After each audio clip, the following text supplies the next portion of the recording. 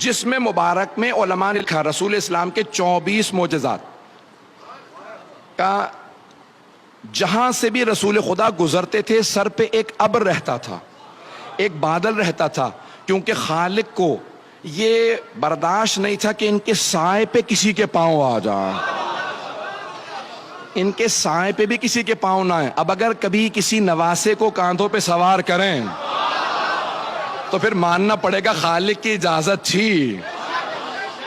دوسرا، قد آور سے قد آور آدمی جب پیغمبر کے سامنے آتا تو رسول اسلام سر سے لے کے گردن تک اونچے نظر آتے تھے۔ کوئی بھی بلند قامت سے بلند قامت آدمی پیغمبر کے سامنے آتا تو سر سے لے کے گردن تک چھوٹا نظر آتا تھا۔ پیغمبر بہت زیادہ لمبے نہیں تھے لیکن وہ آدمی پھر بھی چھوٹا نظر آتا تھا۔ صحابہ کہتے تھے یا رسول اللہ یہ کیا ماجرا ہے؟ کہا میرے خالق کو منظور نہیں کوئی مجھ سے اونچا نظر آئے۔ کتنے لوگ ہیں یا نہیں؟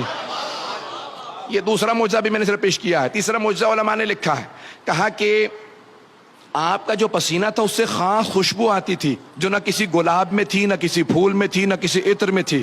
آپ کے پسینے سے خاص خوشبو آتی تھی، توجہ ہو، پسینے سے خاص خوشبو آتی تھی، جسم مطہر سے خاص خوشبو آتی تھی، ایسی خوشبو آتی تھی کہ جہاں سے آپ گزر جاتے تھے 1 سے 2 دن تک کافر و مشرک جب وہاں آتے تھے تو سونگ کے بتاتے تھے لگتا ہے محمد گزرے ہوں گے۔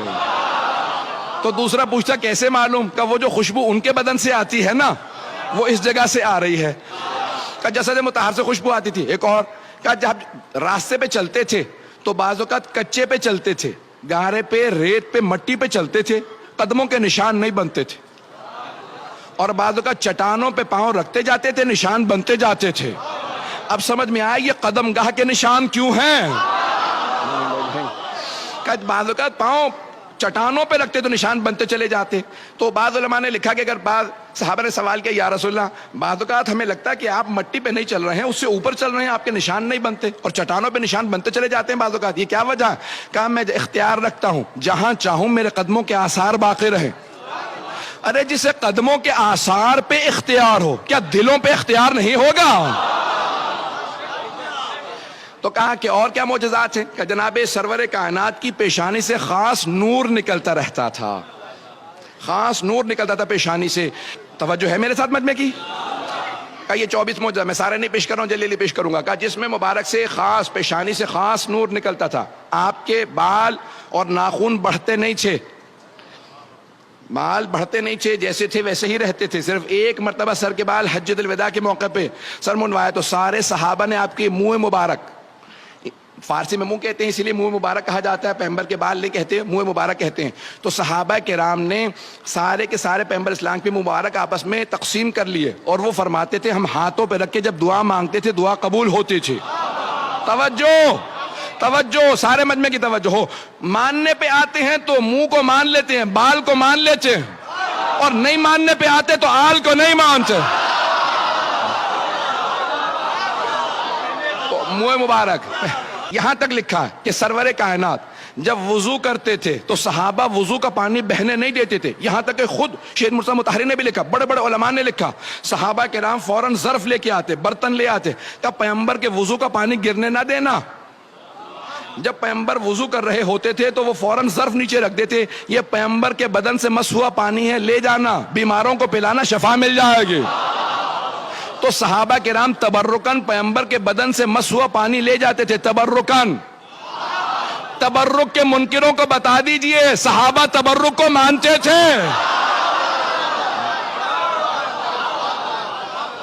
جانے گرامی، اب یہ سارے معجزات جسد مطہر سے متعلق ہیں، سرور کائنات کے، کہ جسم مبارک کے اندر ایسے ایسے معجزات ہیں سرور کائنات کے، میں پیش کر رہا ہوں آپ کو، اگر سننا چاہیں گے حضرات آگے بڑھوں گا۔ یہاں تک کہ جناب خدیجۃ الکبریٰ نے میسرہ اپنے خادم سے پوچھا تھا جو ان کا منشی تھا کہ جب تم سفر میں ساتھ تھے تو تم نے کیا غور کیا؟ کہا بی بی جب رات کو خیمے نصب کر دیے جاتے تھے سب لوگ زمین پہ اپنے بسترے لگا کے سو جاتے تھے، تو جب بھی کوئی خیمے میں آتا تو اشارہ کر کے بتا دیتا تھا یہ محمد سو رہا ہے۔ تو کہا میسرہ پتہ کیسے چلتا تھا؟ کہا بی بی سارے کے سارے افراد جب سو جاتے تھے تو رات کی تاریکی تھی تو پتہ نہیں چلتا تھا کون کون ہے، لیکن جب محمد مصطفیٰ سوتے تھے نا تو پورے بدن کو ڈھانپ لیتے تھے کالی چادر سے، اور سارے ہمارے بھائی بھی آج تک نعتیں پڑھتے ہیں، اے کالی کملی والے تجھ پہ لاکھوں سلام۔ پیغمبر کالی کملی پہلے تو سنت ہے، ہم شیعہ کالے کپڑے پہنے تو بدعت ہے۔